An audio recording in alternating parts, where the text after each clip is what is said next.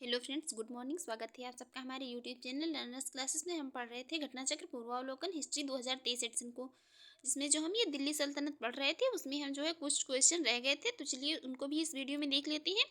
चलिए शुरू करते हैं। इससे पहले फ्रेंड्स आपसे रिक्वेस्ट ही दे, आप चैनल पर पहली बार हैं तो प्लीज़ चैनल को सब्सक्राइब कर लीजिए, वीडियो को लाइक कर दीजिएगा एंड शेयर करिए, एंड जो भी आपके सजेशन हो उसे कमेंट बॉक्स में जरूर बताइएगा।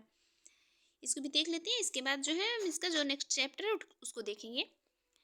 भारत में पोलो खेल का प्रचलन जो है ये तुर्कों ने किया था, और कुतुबुद्दीन ऐबक जो है ये पोलो का मतलब पोलो ये चौगान का शौकीन था, और इसी खेल के दौरान ये घोड़े से गिर जाने के कारण 1210 ईस्वी में मृत्यु हो गई थी। किसकी? कुतुबुद्दीन ऐबक की। सल्तनत काल में ऊंचे धार्मिक और न्यायिक पदों पर बैठे व्यक्तियों उलेमा को सामूहिक रूप से जो ये दास्तार बंदगान मतलब पगड़ी पगड़ी पहनने वाले कहा जाता है, क्योंकि वे सिर पर आधिकारिक रूप से पहनी जाने वाली जो पगड़ी होती है उसको धारण करते हैं। राजपूतों द्वारा ये मुस्लिम आक्रमणकारियों से स्त्रियों की रक्षा के लिए जौहर प्रथा का प्रचलन है। राजपूतों में जो है मतलब ये जौहर प्रथा का, वो रानी पद्मिनी का मतलब जो है, तो उन्होंने भी जो है ये जौहर कर लिया था, तो ये उनमें राजपूतों में जो है क्या, ये जौहर प्रथा का प्रचलन है। अब देखते हैं क्वेश्चन। पहला क्वेश्चन है, भारत में पोलो खेल का प्रचलन हुआ। तो भारत में एक पोलो खेल जो था, तो इसका प्रचलन हुआ था तुर्कों में। तुर्कों ने इसका प्रचलन किया था कब? 1210 में। मतलब ये है जो कुतुबुद्दीन ऐबक की पोलो खेलते समय ही घोड़े से गिर जाने के कारण मृत्यु हो गई थी 1210 ईस्वी में। नेक्स्ट क्वेश्चन है, एक तरफ जो है संस्थापक दिए, एक तरफ जो है उनसे संबंधित मतलब जो भी निर्माण है वो दिए हैं। देखते हैं इसका निर्माण मतलब किसके द्वारा किया गया है। तो राजधानी में आर्थिक मामलों की देखभाल के लिए दीवाने रियासत था। रियासत विभाग की स्थापना जो थी, इसकी स्थापना की थी अलाउद्दीन खिलजी ने। फिरोज तुगलक ने जो है, तो इन्होंने नहरों का निर्माण करवाया था। और फारसी त्योहार जो था नौरोज, इसको बलबन ने दिल्ली दरबार में प्रचलित किया था। अंग्रेज सर थॉमस रो जो थे, तो उन्होंने मुगल ये मतलब अंग्रेज जो थे ये सर थॉमस रो, तो इन्होंने मुगल शासक जहांगीर के काल में ये भारत आए थे। ये अंग्रेज थे और ये विदेशी यात्री थे, मतलब अंग्रेज थे। और ये मतलब मुगल शासक था जहांगीर, उसके दरबार में जो है भारत आए थे। देखते हैं नेक्स्ट। नेक्स्ट है, निम्नलिखित में से दिल्ली सल्तनत के किस सुल्तान के शासनकाल में शाही महलों में हिंदू देवी देवताओं की पूजा होती थी। तो ये आरओ की जो परीक्षा मतलब 2021 में हुई थी उसमें क्वेश्चन पूछा गया, तो ये नसीरुद्दीन खुसरो शाह के, दिल्ली सल्तनत के सुल्तान नसीरुद्दीन खुसरो शाह के शासनकाल में जो मतलब हिंदू शाही महलों में, ये शाही महलों में क्या है, हिंदू देवी देवताओं की पूजा होती थी। और मुबारक शाह की हत्या के उपरांत खुसरो खां नसीरुद्दीन खुसरो शाह की उपाधि धारण करके ये दिल्ली की गद्दी पर बैठा था। नेक्स्ट है, एक तरफ यात्री दिए हुए, एक तरफ मतलब वो किस देश से आए हैं। मतलब क्या है, जो आर का जो एग्जाम होने वाला है उसमें इस टाइप की बहुत क्वेश्चन मतलब जो 2021 में पेपर हुआ था उसमें पूछे गए थे। तो मतलब जो भी नेक्स्ट होने वाला है 2024 में, उसमें भी मतलब ये पूछे जाने की इस प्रकार के क्वेश्चन बहुत ज़्यादा संभावना है। तो देख लेते हैं। इब्न बतूता जो है, तो ये 1333 ईस्वी से लेकर 1347 ईस्वी तक में मतलब आया था। और ये मोरक्को का यात्री था। यह मोहम्मद बिन तुगलक के कार्यकाल में 1325 से लेकर 51 तक में ये भारत में आया था। मार्को पोलो जो था, तो ये वेनिस इटली का प्रसिद्ध यात्री था। वह पांड्य शासक मारवर्मन कुलशेखर जो कि 1268 से लेकर 1310 ईस्वी के समय में भारत आया था। ईरानी राजदूत था अब्दुल रज्जाक। ये देवराय द्वितीय जो कि 1422 से लेकर 46 के शासनकाल में विजयनगर में आया था। और नूनीज जो ये पुर्तगाल का यात्री था। अश्व मतलब ये घोड़े का व्यापारी था, इसने भी विजयनगर की यात्रा की थी। नेक्स्ट है, निम्न यात्रियों के पधारने का जो है सही क्रम क्या है। इनका सही अरेंजमेंट यहाँ पर पूछा जा रहा है। तो सबसे पहले आया था कौन? अलबरूनी आया था, फिर आया इब्न बतूता, फिर आया था ट्रेवेनियर, और फिर आए थे सबसे बाद में आया था मनुची। देख लेते हैं इसकी एक्सप्लेन। अलबरनी जो था, तो अलबरनी ख्वावा मतलब खीवा ये प्राचीन ख्वारिज्म का निवासी था। महमूद गजनवी की भारत विजय से पहले यह एक विद्वान था तथा राजनयिक के रूप में ये खीवा वंश के अंतिम शासक के दरबार में था। महमूद गजनवी के भारत पर मतलब आक्रमण के समय वह उसके साथ भारत आया था। कौन? अलबरूनी। नेक्स्ट जो इब्न बतूता था, इब्न बतूता ये 1333 ईस्वी से लेकर 1347 ईस्वी में यह मोरक्को अफ्रीकी मतलब अफ्रीकी यात्री था। यह सल्तनत काल में मोहम्मद बिन तुगलक के शासनकाल में भारत आया था, जिनका शासनकाल था 1325 से लेकर 1351 तक में। मोहम्मद तुगलक ने इसे दिल्ली का काजी नियुक्त किया और बाद में 1342 ईस्वी में उसे अपना राजदूत बनाकर चीन भेजा। इब्न बतूता ने रेहला नामक मतलब उसकी एक पुस्तक है रेहला, पुस्तक में उसने अपनी यात्रा का जो है वृतांत इसका वर्णन किया है। नेक्स्ट जो ट्रेवनियर जो है तो ये 17वीं शताब्दी में फ्रांसीसी यात्री था और शाहजहां के शासनकाल में ये आया था। यह पेशे से जौहरी था। इसने 6 बार जो है पूर्व की यात्रा की थी। यह अपनी यात्रा का विवरण मतलब दिया था इसने the six voyages of John Baptista Tavernier एक पुस्तक है, इसमें इसने अपनी जो है यात्रा का विवरण दिया था। नेक्स्ट जो है वो मनुची आया था 1653 से लेकर 1708 तक रहा था। यह इतालवी यात्री था। यह 14 वर्ष की अल्पायु में ही अपने गृह नगर वेनिस से भागकर कहाँ एशिया माइनर और फारस की यात्रा करते हुए भारत पहुंचा था। इसने जो है शहजादा दारा शिकोह की सेवा में तोपची के रूप में नौकरी की थी। बाद में यह चिकित्सक का पेशा अपना लिया इसने। और स्टोरिया दो मोगोर या मुगल इंडिया 1653 से लेकर 1708 का एक मतलब ये संस्करण है, जिसमें 17वीं शताब्दी के जो है इसे 17वीं शताब्दी का जो है भारत दर्पण कहा गया है। नेक्स्ट क्वेश्चन है दस्तार बंदगान कौन कहलाते थे? तो दस्तार बंदगान कहलाते थे कौन? उलेमा जो होते थे वो दस्तकार बंदगान कहलाते थे, मतलब पगड़ी पहनने वाले। नेक्स्ट है भारतीय इतिहास के संदर्भ में निम्नलिखित में से कौन जो है कुलाह दरान कहलाते थे? तो कुलाह दारन जो है कहलाते थे कौन? वो सैयद कहलाते थे। सैयद जो है वो मतलब कहलाते थे क्या? कुलाह दारान। मुस्लिम धर्म में सैयद पीर आदि जो है ये महत्वपूर्ण धार्मिक विचारकों का समूह था। राज्य द्वारा धार्मिक और न्यायिक अधिकारियों के रूप में नियुक्त पीर सैयद को सामूहिक रूप से दस्तार बंदान कहा जाता था, अर्थात मतलब टोपी या कुलाह पहनने वाले। इनमें सैयद विशेष प्रकार की जो है नुकीली टोपी पहनते थे, जिन्हें कुलाह या दारन कहा जाता था। देखते हैं नेक्स्ट क्वेश्चन है चुंबकीय दिशा सूचक का भारतीय महासागरों में प्रयोग की प्रारंभिक सूचना किसके द्वारा दी गई थी? तो ये दी गई थी सदरुद्दीन मोहम्मद औफी के द्वारा। ये चुंबकीय दिशा सूचक का भारतीय महासागरों में प्रयोग की प्रारंभिक सूचना जो है तो सदरुद्दीन मोहम्मद औफी बुखारी द्वारा दी गई थी। इस पुस्तक का नाम मतलब इनकी पुस्तक है एक लुबाब उल अलबाब या तथा जवामी अल हिकायत जो थी, तो इन्होंने इसमें दिशा सूचक यंत्र के बारे में इसमें संदर्भित किया था। देखते हैं नेक्स्ट है निम्न व्यक्तियों ने भारत में विभिन्न समय पर राज्य किया है। उनके राज्य की जो है इनका मतलब सही अरेंजमेंट बताना है। तो इनका सबसे पहले किसने किया? रजिया सुल्तान ने। फिर उसके बाद अलाउद्दीन खिलजी के बाद शेरशाह और सबसे बाद में आते हैं अकबर। यहाँ पर रजिया सुल्तान का जो है शासनकाल का समय था 1236 से लेकर 1240 ईस्वी। अलाउद्दीन खिलजी ने 1296 से लेकर 1316 तक। शेर शाह ने 1540 से लेकर 1545 तक। और अकबर जो था तो इसने 1556 से लेकर 1605 ईस्वी तक शासन किया। नेक्स्ट यहाँ पर जो है मतलब युद्ध दिए गए हैं, एक तरफ दिए गए किस वर्ष में हुए। देख लेते हैं कौन सा युद्ध किस वर्ष में हुआ था। चंदवाड़ या मतलब चंदावर का युद्ध हुआ था 1194 ईस्वी में। तैमूर का आक्रमण हुआ था 1398 में। ताली का कोटा जो का मतलब प्रसिद्ध युद्ध है ये हुआ था 1565 में। और घाघरा का युद्ध हुआ था कब? 1529 में। नेक्स्ट है निम्नलिखित में से कौन एक सुमेलित नहीं है? बताना है कौन एक सुमेलित नहीं है। तो बहादुर शाह ये मतलब गुजरात के थे, ये सही सुमेलित है। चांद बीबी जो मतलब ये अवध की शासिका नहीं थी। बाकी रजिया सुल्तान जो है दिल्ली की थी। बाज बहादुर जो थे ये मालवा के शासक थे। देख लेते हैं चांद बीबी अहमदनगर के तीसरे शासक हुसैन निजाम शाह प्रथम की पुत्री थी, जिनका संबंध जो है अवध राज्य से नहीं था बल्कि अहमदनगर व बीजापुर से था। जबकि बहादुर शाह का संबंध गुजरात से, रजिया सुल्तान का संबंध दिल्ली से तथा बाज बहादुर का संबंध जो है ये मालवा से था। देखेंगे नेक्स्ट है यहाँ पर इनका जो है सही अरेंजमेंट बताना है। तो सबसे पहले हुआ था कुतुब मीनार का निर्माण। फिर उसके बाद फिरोज तुगलक की मृत्यु हुई थी। सबसे पहले होता है कुतुब मीनार का निर्माण, ठीक है। फिर उसके बाद होती है फिरोज तुगलक की मृत्यु। सबसे पहले कुतुब मीनार का निर्माण, फिर फिरोज तुगलक की मृत्यु होती है। फिर उसके बाद पुर्तगालियों का भारत आगमन होता है 1498 में। फिर विजयनगर के कृष्णदेव राय का शासनकाल आता है। देख लेते हैं इनकी जो है किस वर्ष में मतलब किस ईस्वी में कुतुब मीनार के निर्माण में प्रारंभ कुतुब मीनार था, इसका प्रारंभ किसने करवाया था? तो कुतुबुद्दीन ऐबक ने। और जबकि इसे पूर्ण किया था इल्तुतमिश ने। तो फिरोज शाह तुगलक की मृत्यु हुई थी 1388 ईस्वी में। पुर्तगालियों का भारत आगमन हुआ था 1498 ईस्वी में, जो कि वास्को डी गामा के नेतृत्व में, तथा कृष्णदेव राय का शासनकाल 1509 से लेकर 1500 29 रहा था। ये कुतुब मीनार वाला मतलब थोड़ा कंफ्यूजिंग है, क्योंकि जो है इसका निर्माण तो करवाया था, मतलब प्रारंभ करवाया था कुतुबुद्दीन ऐबक ने, लेकिन पूर्ण हुआ था ये इल्तुतमिश के शासनकाल में। देखते हैं नेक्स्ट, इनका भी यहाँ पर सही अरेंजमेंट बताना है, मतलब इनका सही अरेंजमेंट जो है क्या होगा।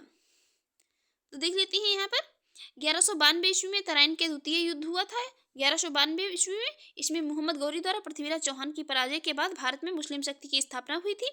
1296 ईस्वी में जलालुद्दीन खिलजी की हत्या हुई थी। अफगानपुर षड्यंत्र द्वारा उलूग खां मोहम्मद बिन तुगलक को सुल्तान गियासुद्दीन की हत्या का मतलब ये 1325 में दोषी माना गया। सुल्तान मोहम्मद बिन तुगलक 1325 से 1351 ईस्वी में इसने अपनी राजधानी कहाँ, दिल्ली से जो है दौलताबाद मतलब कि देवगिरी ले गया था। नेक्स्ट है, एक बहुत लंबा चौड़ा जो है स्टेटमेंट दिया है। अपने लगभग 30 वर्ष के व्यापक यात्री जीवन में उसने पूर्वी गोलार्ध की विस्तृत भूभाग की यात्रा की। उस विशाल भूभाग को देखा जिसमें आज कोई मतलब 44 देश आते हैं, और कुल मिलाकर लगभग कितने जो है 73,000 मील की दूरी चलकर जो है पार की।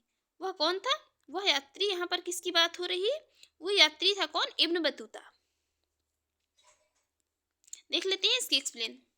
1271 ईस्वी में अपनी यात्रा प्रारंभ करके मार्को पोलो ने 24 वर्षों तक जो है लगभग कितने 24,000 मील की दूरी तय की। मंगोल शासक कुबलई खान से सहायता प्राप्त मार्को पोलो की यात्राओं में जो है तो मध्य एशिया, चीन एवं मंगोलिया शामिल है। निश्चित रूप से मार्को पोलो शिखर यायावर में से जो है एक है, कि मोरक्को का इब्न बतूता यह भूभाग की लंबाई एवं विशालता की दृष्टि से मार्को पोलो से भी बड़ा घुमक्कड़ था। उसने दक्षिण अफ्रीका, पश्चिमी अफ्रीका, दक्षिणी एवं पूर्वी यूरोप, मध्य पूर्व और भारतीय उपमहाद्वीप, मध्य एशिया, पूर्व एशिया, ये दक्षिण पूर्व एशिया एवं चीन क्षेत्र के लगभग कितने 44 देशों में 73,000 जो है मतलब मील की दूरी तय की। और 30 वर्षों के यात्री जीवन से ही उसने तय की। नेक्स्ट यहाँ पर भी मतलब एक तरफ जो है ये रचनाएं दी हैं, एक तरफ इनके रचनाकार दिए हैं। बताना है कौन सी रचना की कौन से रचनाकार है। देख लेते हैं। विजयनगर के शासक कृष्णदेव राय ने तेलुगु में लिखी थी ये आमुक्त माल्यद लिखी थी। किसने? कृष्णदेव राय ने। मत्स्य विलास प्रहसन जो है ये रचना है पल्लव शासक महेंद्र वर्मन की। भोज ने लिखी थी सम्रांगण सूत्रधार। और सोमेश्वर की रचना है मानसोल्लास, ये रचना है किसकी? सोमेश्वर की।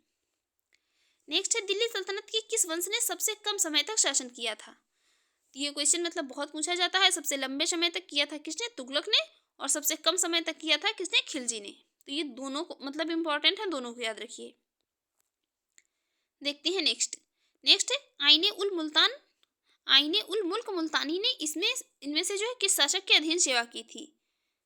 ये सेवा की थी इल्तुतमिश के अधीन।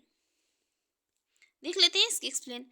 आइन उल मुल्क मुल्तानी ने अलाउद्दीन खिलजी, मोहम्मद बिन तुगलक एवं फिरोज शाह तुगलक के अधीन अपनी सेवा प्रदान की थी। अलाउद्दीन खिलजी ने 1305 ईस्वी में आइन उल मुल्क मुल्तानी को मध्य भारत भेजा था, जहां उसने जो है मालवा पर विजय प्राप्त की। वह अपने अंतिम दिनों में दक्षिण विजय में व्यस्त रहा था।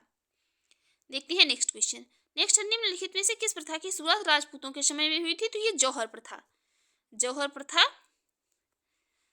यदि जब भी मतलब हम जौहर प्रथा को पढ़ें तो हमारे माइंड में जो है आना चाहिए किसका नाम? रानी पद्मिनी का। देखते हैं नेक्स्ट है, निम्नलिखित जो है मध्यकालीन विद्वानों लेखकों में कौन जैन धर्म का अनुयायी था? तो जैन धर्म का अनुयायी था कौन? हेमचंद्र सूरी। देख लेते हैं इसकी एक्सप्लेन।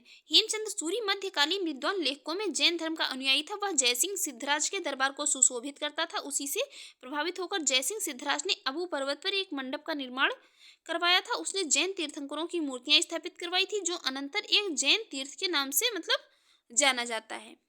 कौन? हेमचंद्र सूरी था। नेक्स्ट यहाँ पर भी मतलब एक तरफ युद्ध दिए हैं, एक तरफ कौन सा युद्ध कब हुआ था देखते हैं। प्लासी का युद्ध हुआ था 23 जून 1757 को बंगाल में मतलब हुआ था। प्लासी जो है ये मतलब पश्चिम बंगाल में एक स्थान है। नवाब सिराजुद्दौला तथा ईस्ट इंडिया कंपनी के बीच हुआ था। नवाब की सेना का नेतृत्व कौन कर रहे थे? नवाब की सेना का नेतृत्व राजद्रोही मीर जाफर, यार लतीफ तथा दुर्लभ राय ने किया था। जिनके विश्वासघात के कारण ही नवाब की जो है हार हुई थी। कलिंग का युद्ध हुआ था अशोक के समय में 261 ईस्वी में। कलिंग पर अशोक ने मतलब आक्रमण कर दिया था। इस युद्ध में लगभग 1 लाख लोग मारे गए थे तथा 50,000 बंदी बनाए गए थे। इस युद्ध के बाद अशोक ने बौद्ध धर्म अपना लिया था। कलिंग युद्ध तथा उसके परिणामों के बारे में अशोक का जो 13वां बृहद शिलालेख है, यहाँ से जानकारी मिलती है।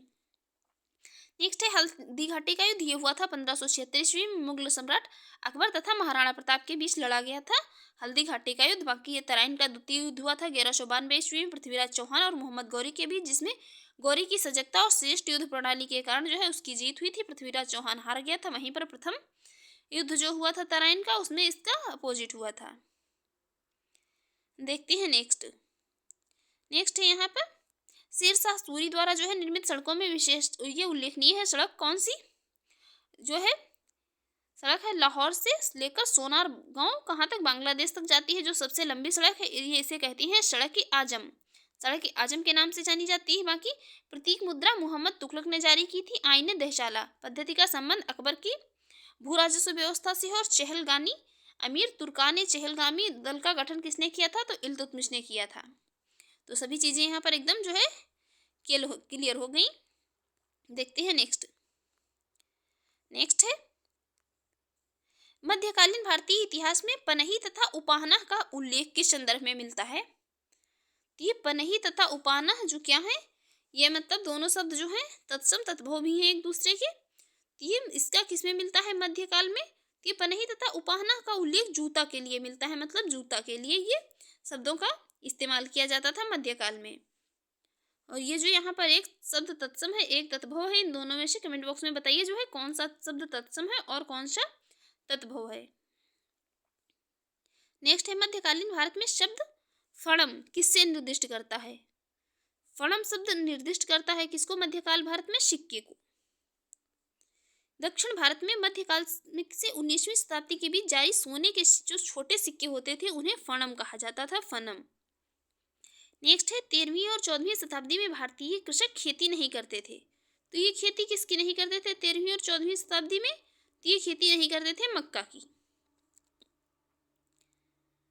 यहाँ पर क्या था, अधिकांश जो भारत की मतलब जनसंख्या थी तो वो कृषक ही थी। उर्वर भूमि और सिंचाई के साधनों की व्यवस्था के कारण यहाँ उपज भी बहुत अच्छी होती थी और देश के विभिन्न क्षेत्रों में भिन्न भिन्न फसलें भी बोई जाती थी। 13वीं और 14वीं शताब्दी में भारतीय कृषक गेहूं, जौ, चावल, कपास और चना की मतलब खेती करते थे, परंतु ये मक्के की खेती नहीं करते थे। इब्न बतूता के अनुसार किसान वर्ष में मतलब 3 फसलें काटते थे। धान, गेहूं, ईख और कपास की खेती बड़े पैमाने पर होती थी। मक्का मुख्यतः जो है ये पुर्तगाली लेकर आए थे और दक्षिण भारत में विभिन्न मसाले भी उपजाए जाते थे। मक्का कौन लेकर आया था, पुर्तगाली लेकर आए थे। नेक्स्ट है मध्यकालीन भारत में महत्तर और पट्टकिल पदनाम किसके लिए जाने जाते थे। तो ये प्रयुक्त होते थे किनके लिए, ग्राम मुखिया के लिए। ये ग्राम मुखिया के लिए मतलब प्रयुक्त शब्द थे। और जो है वैदिक साहित्य में की बात करें तो उसमें गांव का मुखिया जो होता था ग्रामणी कहलाता था। उत्तर भारत में उसे ग्रामिका या ग्रामो मतलब ग्रामे याका कहा जाता था। महाराष्ट्र में उसे ग्रामाकुत या पट्टकिल कहा जाता था। कर्नाटक में गमुंदू कहा जाता था। उत्तर प्रदेश में जो है इसे महतक कहा जाता था। देखेंगे नेक्स्ट वीक। अब यहाँ पर जो है ये नेक्स्ट टॉपिक है इसको देखेंगे। उत्तर भारत एवं दक्कन के प्रांतीय राजवंश जो थे। चलिए देखते हैं यहाँ जौनपुर की स्थापना की थी किसने, फिरोज तुगलक ने। जौनपुर की स्थापना फिरोज तुगलक ने अपने चचेरे भाई जौना खां मोहम्मद बिन तुगलक की स्मृति में की थी। सुल्तान महमूद शाह द्वितीय के शासनकाल में 1394 ईस्वी में जौनपुर जो एक था तो एक स्वतंत्र राज्य बन गया था और इसका संस्थापक मलिक सरवर था जिसने स्वतंत्र सरकी राज्य की स्थापना की। मलिक सरवर मोहम्मद शाह द्वितीय का जो है ये दास था। सुल्तान ने उसे मलिक उस सर्क या मतलब पूर्व का स्वामी तथा ख्वाजा या जहां की उपाधि प्रदान की थी। सरकी शासक ने लगभग कितने 85 वर्षों तक जौनपुर की स्वतंत्रता को स्थापित रखा, किंतु जो है 1479 ईस्वी में बहलोल लोदी था तो बहलोल लोदी ने जो है इसके अंतिम शासक हुसैन शाह सरकी को पराजित कर दिया और जौनपुर को क्या हुआ, पुनः दिल्ली सल्तनत का अंग बना लिया। फिर से मतलब एक बार दिल्ली सल्तनत में मिला लिया। आगे बात करेंगे यहाँ पर इब्राहिम शाह तुर्की जो था। इब्राहिम शाह तुर्की 1402 से लेकर 1440 ईस्वी तक गजेटियर ऑफ इंडिया के अनुसार ये 1400 मतलब ये एक इस यहाँ पर ये डेट जो है कभी कभी क्या होती है मतलब अलग अलग बुक्स में क्या है चेंज मिल सकती है। तो ये इनके अनुसार जो है तो 1401 ईस्वी में, जबकि जौनपुर या डिस्ट्रिक्ट गजेटियर के अनुसार क्या है, इनके अनुसार ये 1402 ईस्वी में जौनपुर के शर्की वंश का सबसे महान शासक था। उसके जो है उसके शासनकाल में एक नवीन प्रकार की शैली, जिसे शर्की शैली कहते हैं, का उदय हुआ था, और उसके समय में जौनपुर की सांस्कृतिक ख्याति चारों तरफ फैल गई थी। और जौनपुर जो है तो ये सिराजे हिंद नाम से विख्यात था। जौनपुर को सिराजे हिंद कहा जाता था, सिराजे हिंद के नाम से विख्यात हो गया था। विद्यापति ने कीर्ति लता काव्य में जौनपुर और इब्राहिम शाह का जो है सुंदर वर्णन किया है। आगे बात करेंगे यहाँ पर 1420 ईस्वी में अली शाह का भाई शाही खां जैनुल आबेदीन जो था, जैनुल आबेदीन के नाम से कश्मीर के सिंहासन पर बैठा हुआ कश्मीर का सबसे महान शासक हुआ। उसकी धार्मिक उदारता के कारण उसकी तुलना जो है मुगल बादशाह किससे, अकबर से की जाती थी। मतलब बहुत अधिक वो उदार था, इस कारण उसकी तुलना जो है ये मुगल बादशाह अकबर से की जाती थी। उसने जजिया कर हटा दिया था तथा गोहत्या को निषिद्ध कर दिया था। उसने महाभारत और राज तरंगिणी का फारसी भाषा में अनुवाद कराया था। ऊलर झील में जैना लंका नामक द्वीप का निर्माण जैनुल आबेदीन ने ही करवाया था। और जैनुल आबेदीन जो था तो ये 1420 से लेकर 1470 ईस्वी को धार्मिक सहिष्णुता तथा अच्छे कार्यों के लिए कश्मीर का अकबर कहा जाता था। ये जैनुल आबेदीन जो था तो ये कश्मीर का अकबर कहा जाता था, मतलब अपनी धार्मिक सहिष्णुता और अच्छे कार्यों के लिए। आगे बात करेंगे यहाँ पर 1407 ईस्वी में सुल्तान मुजफ्फर शाह के नाम से जफर खान ने स्वयं को गुजरात का सुल्तान घोषित किया। इसने मालवा के शासक हुसंग शाह को पराजित कर उसकी राजधानी धार पर अधिकार कर लिया, किंतु बाद में उसने उसका राज्य वापस कर दिया। 1498 ईस्वी में फतेह खान सिंहासन पर बैठा और उसने अबुल फतह महमूद की उपाधि धारण की, परंतु इतिहास में जो है उसे महमूद बेगड़ा के नाम से विख्यात है। ये बहुत मतलब पूछा जाता है कि महमूद बेगड़ा से इतिहास में जो है मतलब कौन प्रसिद्ध है, तो ये अबुल फतेह महमूद। इसकी मुख्य विजय चंपानेर और गिरनार के दृढ़ किलों में थी। आगे बात करेंगे यहाँ पर, इसमें ये दक्कन के अमीरान शादाब के विद्रोह के परिणाम स्वरूप मोहम्मद बिन तुगलक के शासनकाल में बहमनी साम्राज्य की स्थापना हुई थी। जफर खां जो हसन गंगू 1347 ईस्वी से लेकर 1358 ईस्वी नामक तक मतलब एक सरदार था। अलाउद्दीन हसन बहमन शाह की इसने उपाधि धारण करके और 1347 ईस्वी में सिंहासन पर मतलब बैठ के और बहमनी साम्राज्य की नींव डाली। उसने गुलबर्गा को अपने जो है संस्थापित राज्य की मतलब इसने जो अपना ये एक नया राज्य बनाया था, उसने जो है गुलबर्गा को अपनी राजधानी बनाया और उसका नाम क्या रखा, एहसानाबाद रखा। अपने साम्राज्य के शासन के लिए उसने इसमें चारों तरफ जो है 4 तरफों अथवा इसे 4 तरफों और प्रांतों में विभाजित कर दिया, जिसमें था गुलबर्गा, दौलताबाद, बरार और बीदर। इन मतलब 4 भागों में उसे विभाजित कर दिया, 4 प्रांतों में विभाजित कर दिया। अब बात कर लेते हैं यहाँ पर कुछ बहमनी राज्य की से मतलब जो राज्य स्वतंत्र हुए थे। बहमनी राज्य से ये राज्य मतलब स्वतंत्र हो गए थे। तो पहला था बरार, जिसके संस्थापक था फतेह उल्लाह इमाद शाह और राजवंश जो था तो वो इमाद शाही राजवंश से था। दूसरा था बीजापुर, जो कि यूसुफ आदिल शाह संस्थापक था और आदिल शाही राजवंश से था। अहमदनगर ये मलिक अहमद संस्थापक था और निजाम शाही राजवंश से था। गोलकुंडा इसकी स्थापना की थी कौन, कुली कुतुब शाह ने और कुतुब शाही राजवंश से था। नेक्स्ट जो था वो बीदर था, तो बीदर अमीर अली बरीद इसका जो है संस्थापक था और बरीद शाही राजवंश से था। आगे बात करेंगे यहाँ पर बीजापुर का शासक था इब्राहिम आदिल शाह द्वितीय, एक महान विद्या जो है तथा विद्या का संरक्षक मतलब ये विद्या का प्रेमी तथा विद्या का संरक्षक था कौन, इब्राहिम आदिल शाह द्वितीय। उसकी प्रजा उसके उदार दृष्टिकोण के कारण ही उसे जगत गुरु की उपाधि से संबोधित करती थी, उसे जगत गुरु कहती थी।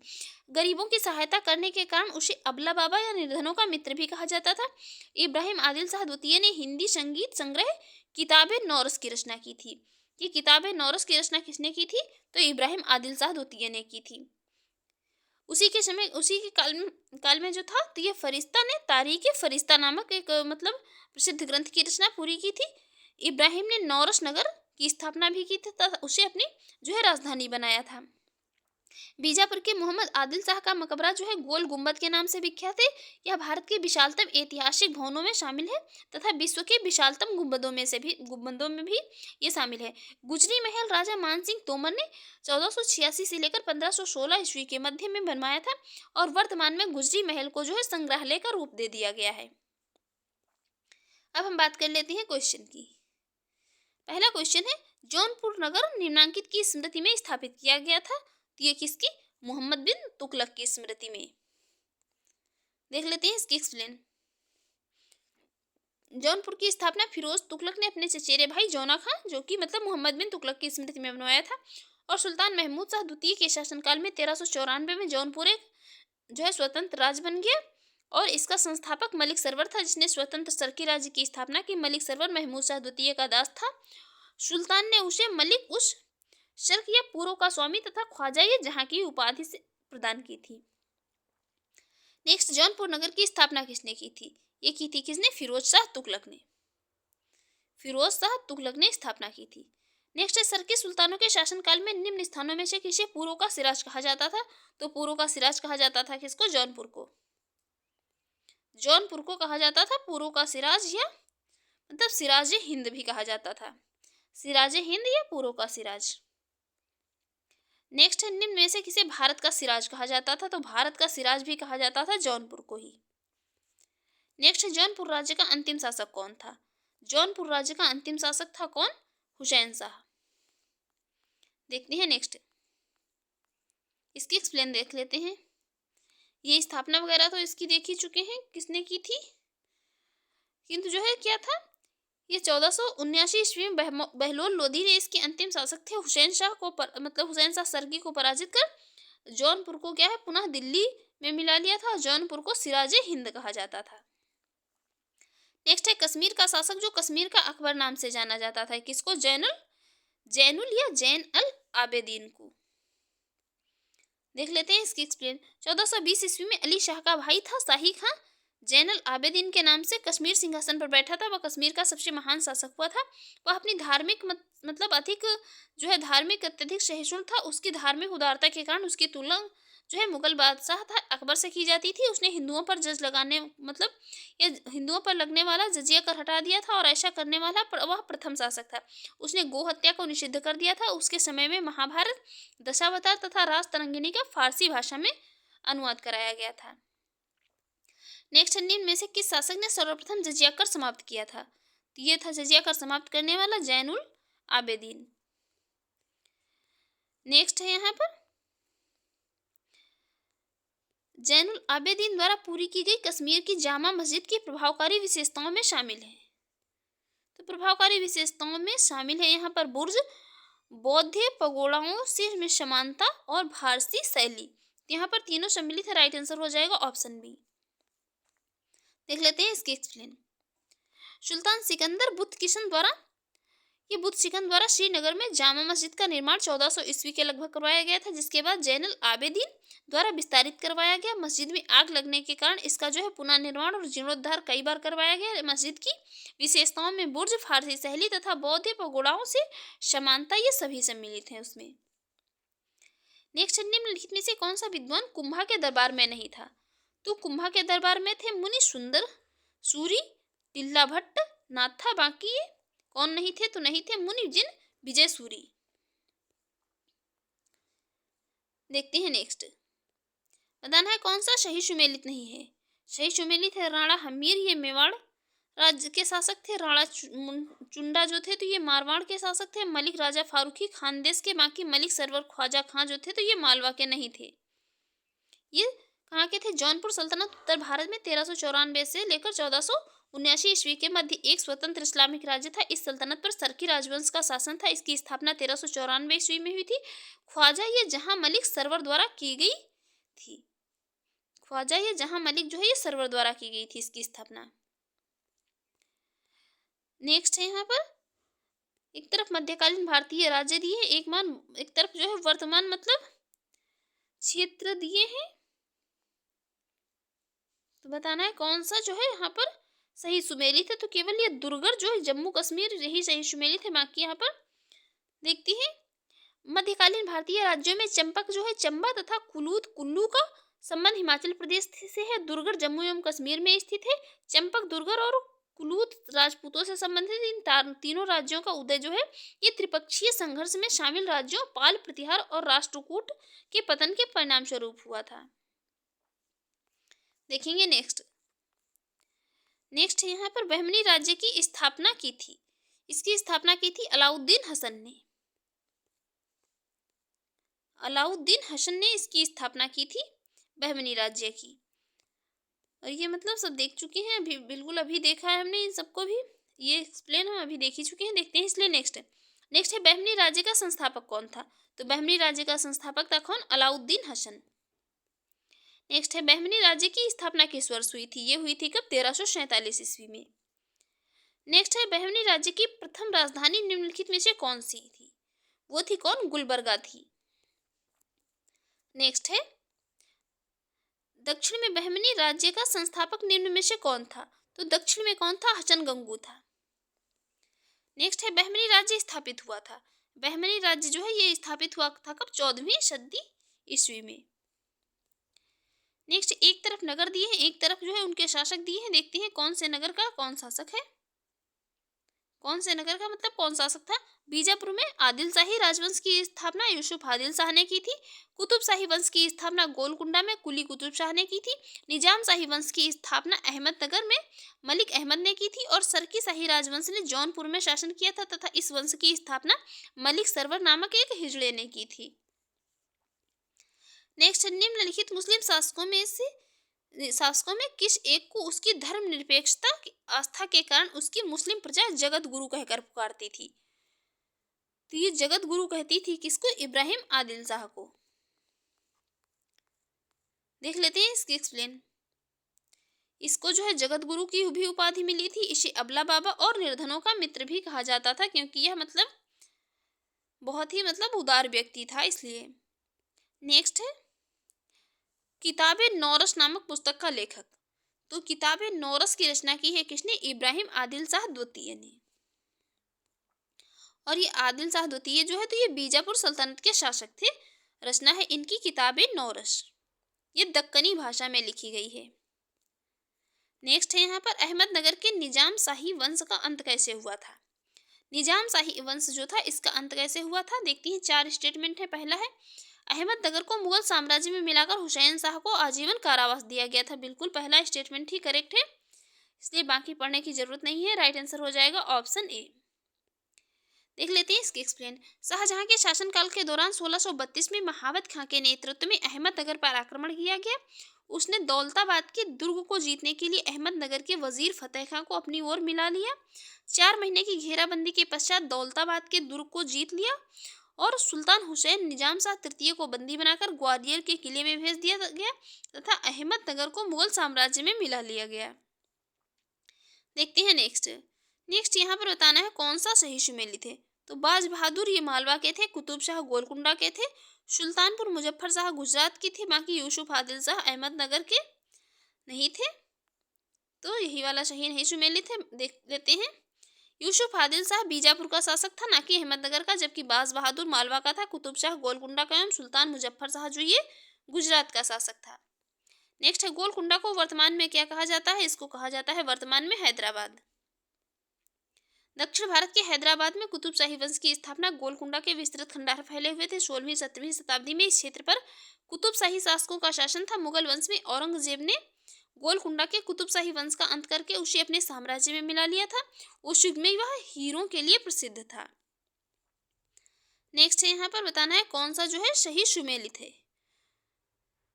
तो सुमेलित है यहाँ पर जो है काकतीय से देवगिरी नहीं, बाकी होयसल की राजधानी थी, मतलब होयसलों की द्वार समुद्रम थी। यादव ये वारंगलों की नहीं थी, बाकी मदुरा जो है ये पांड्यों की राजधानी थी। तो यहाँ पर जो है 2 सही सुमेलित हैं। देख लेते हैं। यहाँ पर होयसल वंश की राजधानी थी द्वार समुद्रम, जबकि काकतीय वंश की राजधानी थी वारंगल, यादव वंश की राजधानी थी देवगिरी और पांड्य वंश की प्रारंभिक राजधानी थी कोरकई, जिसने बाद में उसे मदुरा स्थानांतरित कर दिया। नेक्स्ट है द्वार समुद्रम किस राजवंश की राजधानी थी। यह राजधानी थी किसकी? होयसलों की। नेक्स्ट यहाँ भी मतलब एक तरफ राजवंश दी है, एक तरफ राजधानियां दी है। देखते हैं कौन सी राजधानी किसकी थी। पल्लवों की राजधानी थी कांची, पांड्यों की मदुरा, यादवों की देवगिरी और काकतियों की राजधानी थी वारंगल। नेक्स्ट है निम्नलिखित में से कौन सा राजवंश महिला शासक रुद्रमा देवी से संबंधित है। रुद्रमा देवी से संबंधित है कौन? काकतीय राजवंश। ये रुद्रमा या रुद्राम्बा देवी काकतीय राजवंश से संबंधित थी। इस वंश के शासक गणपति का कोई पुत्र भी नहीं था, अतः उसकी मृत्यु के पश्चात रुद्रमा देवी जो है ये काकतीय वंश साम्राज्य की शासिका बनी थी। नेक्स्ट है होयसल स्मारक पाए जाते हैं, ये पाए जाते हैं कहाँ, हलेबीडु और बेलूर में। होयसल स्मारक देख लेते हैं इसकी एक्सप्लेन। होयसल राजवंश की राजधानी द्वारसमुद्रम का वर्तमान नाम जो है हलेबीडु है, जो कर्नाटक के हासन जिले में इसकी ख्याति इसकी स्थापत्य की विरासत के कारण हलेबीडु के वर्तमान मंदिरों में होयसलेश्वर का प्राचीन मंदिर जो है विख्यात है। यह मंदिर 12वीं से 13वीं सदी का होयसल काल में निर्मित चेन्ना केशव मंदिर जो है बेलूर में स्थित है, और इस मंदिर का निर्माण होयसल शासक जो है होयसल वंश के शासक थे विष्णुवर्धन ने प्रारंभ करवाया था। नेक्स्ट है होयसलों की प्राचीन राजधानी द्वार समुद्रम का वर्तमान नाम है, तो द्वार समुद्रम जो है समुद्र है, तो इसका वर्तमान नाम है क्या है, हलेबीडु। देखेंगे नेक्स्ट। नेक्स्ट है निम्नलिखित में से किस शासक में वह मतलब किस स्मारक में वह गुंबद है जो संसार के विशालतम गुंबदों में से एक है, तो ये किसमें है, ये है गोल गुंबद बीजापुर का। देख लेते हैं इसकी एक्सप्लेन। बीजापुर के मोहम्मद आदिल शाह का मकबरा गोल गुंबद के नाम से विख्यात है। यह भारत के विशालतम ऐतिहासिक भवनों में शामिल है तथा विश्व के विशालतम गुंबदों में से एक है। इसका बाह्य भाग देखने से एक प्याले की भांति लगता है तथा प्रत्येक कोने पर कंगूरों की व्यवस्था भी है। नेक्स्ट है यहाँ पर भी मतलब एक तरफ जो है शासक दिए हैं, एक तरफ उनके मकबरे दिए हैं, बताना है कौन सा मकबरा किससे संबंधित है। देखती है दोहरा गुंबद का मकबरा संबंधित है सिकंदर लोदी से। अष्टभुजीय मकबरा है किसका, शेरशाह का। सत्य मेहराबी मकबरा है बलबन का, और गोल गुंबद का मकबरा जो है गोल गुंबद है किससे, मोहम्मद आदिल शाह का। नेक्स्ट है मांडू में स्थित जंतर महल का निर्माण इनमें से किस शासक ने करवाया था। ये देखते हैं यहाँ इसका निर्माण करवाया था किसने, मांडू में जहाज महल जो है एक लोकप्रिय मतलब इमारत है। इस महल का निर्माण सुल्तान गियासुद्दीन खिलजी के शासनकाल में हुआ था। मांडू में कोई जंतर महल नहीं है बल्कि ये जहाज महल है। इसी कारण जो है क्या एमपी मतलब जो है लोक सेवा आयोग था, तो इसने इस क्वेश्चन को डिलीट कर दिया है। नेक्स्ट है मांडू के जहाज महल का वही वाला क्वेश्चन है, तो इसका निर्माण देख चुके हैं। मतलब ये जहाज महल है और निर्माण करवाया था किसने, सुल्तान गियासुद्दीन खिलजी के शासनकाल में हुआ था। नेक्स्ट है गुजरी महल किसने बनवाया था। गुजरी महल बनवाया था किसने, मान सिंह ने। गुजरी महल राजा मान सिंह तोमर ने 1486 से लेकर 1516 ईस्वी के मध्य बनवाया था। स्थापत्य के क्षेत्र में है एक अद्भुत नमूना है। राजा मान सिंह एक महान विजेता भी थे। नेक्स्ट यहाँ पर बताना है निम्नलिखित युग्मों में कौन शहीद सुमेलित नहीं है, तो लाल दरवाजा मस्जिद ये जौनपुर से है, दाखिल दरवाजा गौड़ से संबंधित है, 3 दरवाजा अहमदाबाद से, बाकी अदीना मस्जिद जो है ये मांडू में नहीं है। देख लेते हैं कहाँ पर है। पश्चिम बंगाल के पंडुआ स्थित अदीना मस्जिद ये जामी मस्जिद एक प्रसिद्ध भग्नावशेष जिसे 1364 से लेकर 1374 ईस्वी के मध्य बंगाल के शासक सिकंदर शाह जो कि 1358 से लेकर 1390 ईस्वी के शासनकाल में निर्मित किया गया था। और इस मस्जिद में जो है तो सिकंदर शाह की कब्र है। इस मस्जिद में हिंदू वास्तुकला का स्पष्टता जो है प्रभाव मिलता है क्योंकि इसके कई भाग पुराने हिंदू मंदिरों एवं महलों के जो है अवशेष हैं। नेक्स्ट एक तरफ स्मारक दिए हैं, एक तरफ उनके निर्माता दिए हैं, बताना है कौन से स्मारक का निर्माता कौन है। देख लेते हैं यहाँ पर, देखते हैं कि इसका निर्माता जो है कौन है। अटाला देवी मस्जिद का निर्माण करवाया था किसने, इब्राहिम शाह तुर्की ने। अटाला देवी मस्जिद का निर्माण करवाया था इब्राहिम शाह तुर्की ने। छोटा सोना मस्जिद वली मोहम्मद ने। कदम रसूल नुसरत शाह ने। अदीना मस्जिद पांडुआ या सिकंदर शाह ने बनवाया था। देखते हैं नेक्स्ट और लास्ट क्वेश्चन।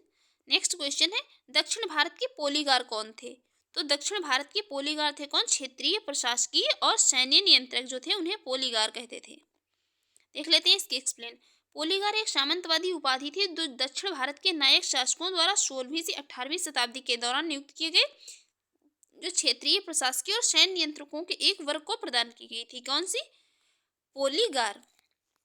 तो फ्रेंड्स आपको हमारी ये वीडियो अच्छी लगी हो और आपके एग्जाम के लिए यूजफुल रही हो तो आप हमारे यूट्यूब चैनल पर पहली बार हैं तो प्लीज़ चैनल को सब्सक्राइब कर लीजिएगा, वीडियो को लाइक कर दीजिएगा एंड शेयर करिए। जो भी आपके सजेशन हो उसे कमेंट बॉक्स में ज़रूर बताइएगा। और यदि PDF चाहिए इसकी तो वीडियो के डिस्क्रिप्शन बॉक्स में टेलीग्राम का लिंक दे दिया गया है, वहाँ पर जाकर आप जो है टेलीग्राम ग्रुप ज्वाइन कर लीजिए। वहाँ पर वीडियो के साथ में इसकी आपको कंप्लीट PDF मिल जाएगी। Thanks for watching.